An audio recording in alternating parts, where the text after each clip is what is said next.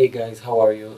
Today is a review for The Mummy, a movie by Alex Kurtzman, and it was supposed to be the beginning of the dark universe of Universal, the Universal Studios, who has all the rights for several of the monster movies that they used to make back in the 20s, 30s, 40s, 50s, and so on.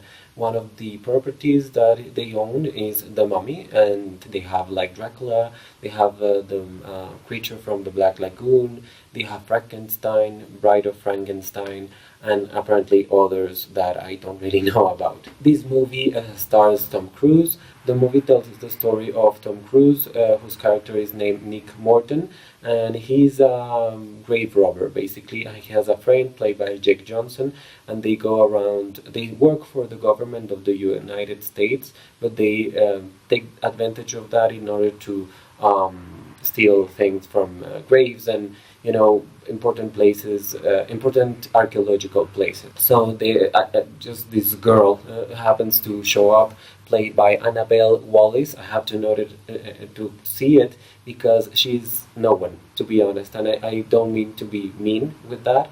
I just mean that she's really no one. She hasn't really worked that much in Hollywood, and rumors say that she was chosen only because of Tom Cruise. Because if you really think about it, they would have chosen someone much more well known for such a big first movie of a gigantic new universe. So the choice of Annabelle Wallis is very weak in my view, let's say. The movie basically follows Tom Cruise and Annabelle Wallis and well, not Jake Johnson really, through not the world, but with the mummy, because she has put a curse on Tom Cruise because she wants him to play like the part of her departed like lover that what she was going to kill in order to revive the god of death. So now she wants Tom Cruise to play that part basically, and that's the whole movie. That's the whole thing about this movie. They eventually go to a organization for which Annabelle Wallis works, which is called Prodigion or Prodigious or something like that. Prodigium, yes. And it's headed by the character played by Russell Crowe, who apparently is Dr. Jekyll, and of course Mr. Hyde is behind him. We have a glimpse of him, a really weak glimpse, to be honest. It was kind of underwhelming because when you imagine that character, you're like, oh my, but it must be like the Hulk or something, and he doesn't really do that much. He's kind of strong, and that's everything. He looks like another mummy basically.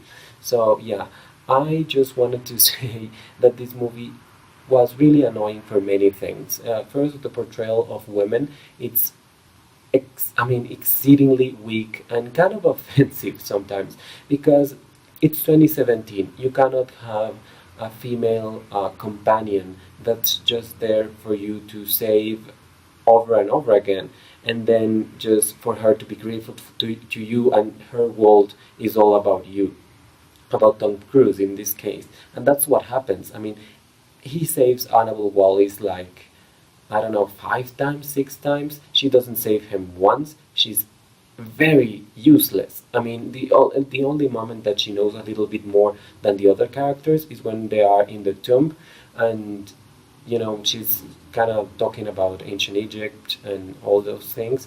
But aside from that, she doesn't really know much. She doesn't really know how to fight. She doesn't really know how the organization she works with works, and that's kind of, I mean, it blows my mind that they apparently all work each other on their side, and it's the same organization. It doesn't make sense. The other, and Sofia Boutella actually is the best actress in the whole movie, and because she's a great physical performer. I mean, she's kind of a dancer, she's a gymnast, so she really knows how to do that.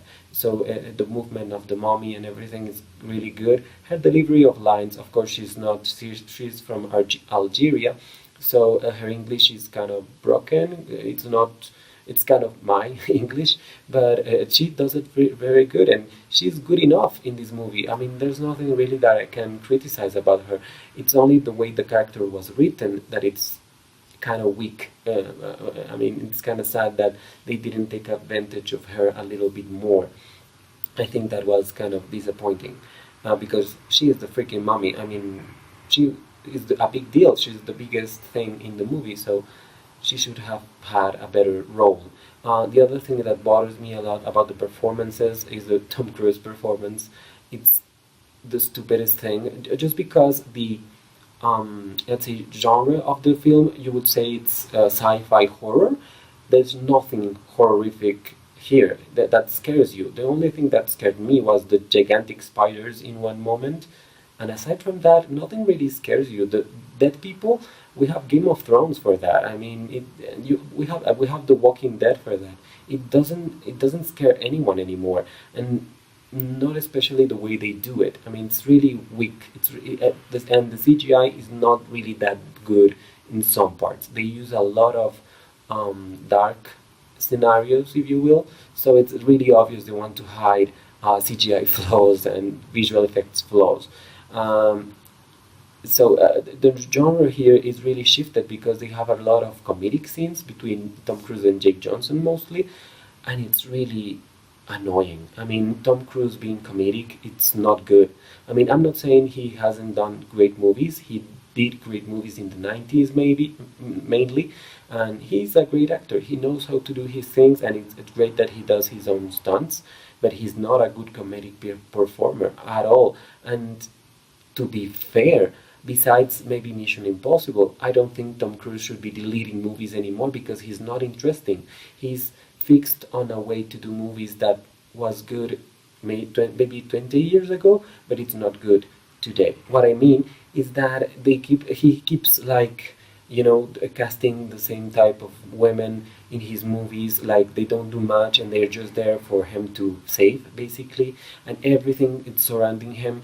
And in this movie his character is really an idiot. I mean, he apparently doesn't know anything, he's all lost, and at the end he's all the superhero, so it doesn't really make any sense. I mean, he's a thief, he has been an awful person, and yes, at the end you can say like, oh, maybe he's good, maybe he's bad, we don't know now. I mean, that's the mystery they try to put, but it's not enough for me because the character was a dick all along the movie, except maybe the last 20 minutes where he's like, okay, I'm a hero, I'm going to take this power and take it and use it for good, let's say. And it's not believable. I just didn't bought that. I mean, I didn't bought a lot of the things that happen in the movie, but especially that I was really bothered. And in the comedy stuff, it's really unnecessary. If they want to do a dark universe, make it really dark. Make that your brand. Make horror films. Make something that it's really scary. Something that makes you scared of these monsters again.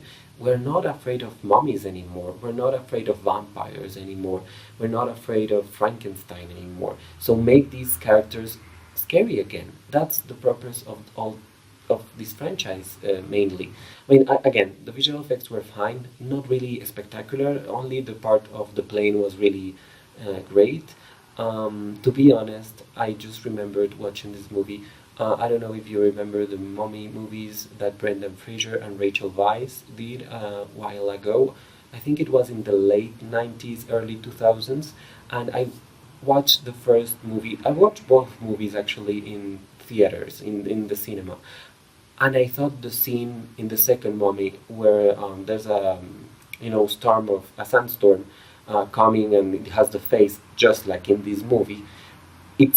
I mean, the CGI was really flawed back then, but it was way cooler in that movie because of the context. Because yes, that movie was comedic too, but it was well suited for the characters that were funny, and you bought in their universe that they were like that. And you bought the fact that she was like that. And of course, it was a different time again. In 2000, you can have a woman that apparently doesn't know anything and she does nothing and she gets saved every time. In 2017, you cannot have that.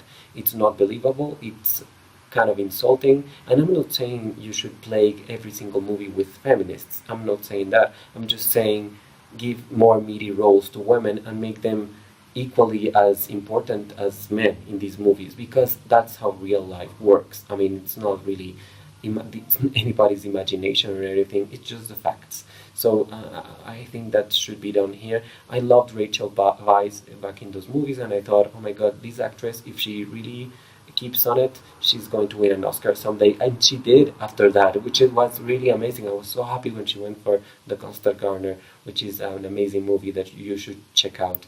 Nothing to do with The Mummy, but it's a really great movie. So yeah, thank you so much for watching this review. I'm not giving scores in these reviews, but it would be kind of a low score for this one. And I don't know if they are going to make the Dark Universe at all. Maybe they are going to restructure a lot, because this wasn't good at all. Sorry if someone liked it. It's just a popcorn movie, so if you liked it, it's fine. It's there are better movies. That's what I'm saying. So thank you so much for watching this review. Please like if you like this video, or dislike if you dislike this video, and leave a comment please if you actually saw the video, in order for me to know that someone's watching, basically. Or leave a comment if you liked the movie and you wanted me to know something, or you didn't like it and why didn't you like it. That would be very interesting. Share this video on your social media, and of course subscribe to my channel. Thank you so much, and sorry for my English. Thank you so much. Bye.